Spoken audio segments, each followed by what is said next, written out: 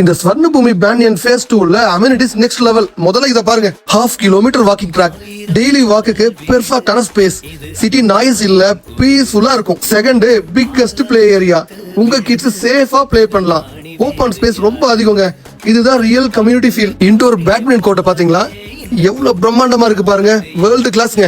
Open gym, closed gym, swimming pool, club house எல்லாமே இருக்கு. இது இன்வெஸ்ட்மெண்ட் மட்டும் இல்ல, லைஃப் ஸ்டைல் அப்கிரேட். இந்த ப்ராஜெக்ட்ல என்ன பர்சனலா கனெக்ட் பண்ணது இதுதான்.